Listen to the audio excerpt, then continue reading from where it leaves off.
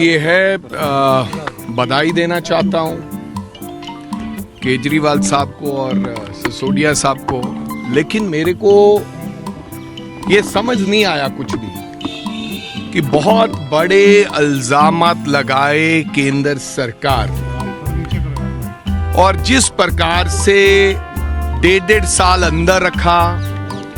सुना तो जाता है कि जो गंभीर आरोप होते हैं उसी में ही 1.5 साल बाद जमानत मिलती है, मर्डर जैसे केस जो होते हैं। तो मेरे को लगता कि सब लोग 6 महीने 8 महीने साल सवा साल अंदर लगा कर आए, उसके बाद जमानतें हुई। और अगर इतने बड़े आरोप नहीं थे तो 1.5 साल अंदर काहे को रखा, और अगर आरोप थे तो फिर क्लीन चिट कैसे हो गया। ये मेरे से ना सवाल पूछकर अगर आप ये सवाल बीजेपी को, आदरणीय मोदी जी और अमित शाह जी को और केजरीवाल साहब को पूछेंगे तो वो बेहतर बता सकते हैं कि ये खेला क्या था। राय देता हूं कि उनकी जमानत हुई है, लेकिन क्यों हुआ, कैसे हुआ, किधर कौन सी बात हुई, ये तो वही बता सकते हैं। मैं तो वही कह रहा हूं भाई, क्लीन चिट मिल गए, बरी हो गई, तो ये कौन बता सकता है? आदरणीय न्यायपालिका बता सकती है, मोदी साहब बता सकते हैं, और अमित शाह जी बता सकते हैं, और केजरीवाल साहब बता सकते हैं। सर, अमित शाह भी आ रहे हैं 14 को यहाँ पर, उनकी बड़ी रैली। आप उनसे जरूर पूछना कि आपने बड़े बड़े ये लगाए थे, अब ये क्या हुआ है। चुनावी साल में कितना इफेक्ट पड़ेगा?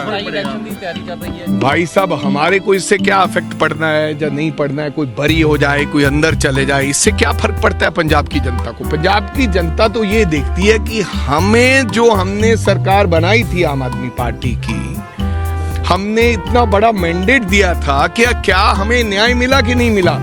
उन्हें क्या मतलब कि कौन अंदर है और कौन बाहर है।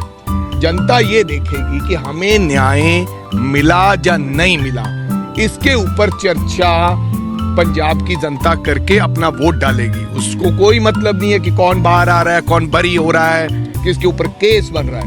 क्या पंजाब की जनता को न्याय मिला, ये बड़ा सवाल है।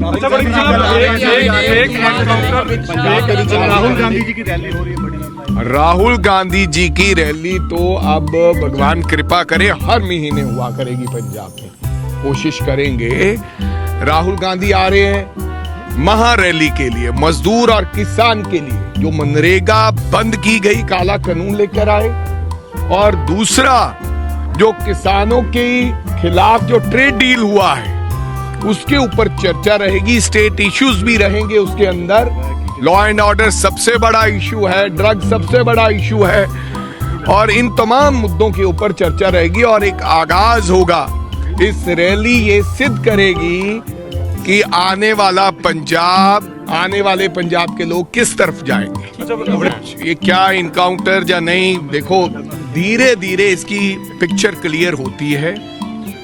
और मैं कहना चाहूंगा पंजाब की पुलिस को और पंजाब की सरकार को, अगर आपके पास तथ्य हैं कि क्या हुआ, क्यों हुआ, कैसे हुआ, कृपया आप जनता के सामने वो तथ्य रखें। क्या उसका कसूर था, कितना गुनाहगार था कि नहीं था, इसके बारे में अभी क्वेश्चन मार्क है। मैं ऐसा तो नहीं हूं कि हर चीज पे ऊपर एकदम से बयान दे दूं, मैं भी उसके ऊपर पूछ पड़ताल कर रहा हूं, लेकिन अभी मेरे को कुछ समझ नहीं आ रहा है। लेकिन मैं एक सवाल और करना चाहता हूं, एक तो वो क्लैरिटी लाएं इसके ऊपर, ताकि अगर कोई व्यक्ति निर्दोष है तो फिर गुनाह है, अगर दोषी है तो फिर ये बात कुछ और है।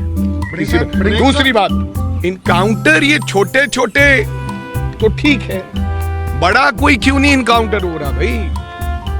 जेलों में बैठे लोग वारदातें करा रहे हैं, कोई वहां बैठा है, कोई वहां बैठा है, उनका क्या होगा। मैं ये पंजाब की पुलिस को और मुख्यमंत्री को साहब को पूछना चाहता हूं कि उनका क्या, जिन्हों के ऊपर हजारों FIR, उनका कब इलाज करोगे आप।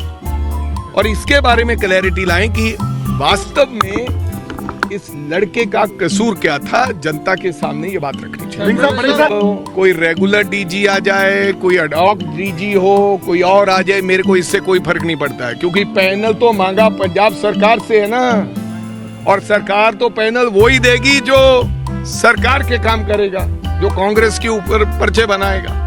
तो मेरे को इससे कोई फर्क नहीं है। यूपीएससी पैनल मंगा रही है, कोई दे रहा है, कोई डीजी लग रहा है, नहीं लग रहा है, मेरे को इससे कोई फर्क नहीं। केंद्रीय एजेंसी ने जो जांच संबंधा होने चिट्ठी लिखी है। मैं आपको ये कहना चाहूंगा, हर बंदे के अपने अपने विचार हैं। सेंट्रल एजेंसीज किसकी?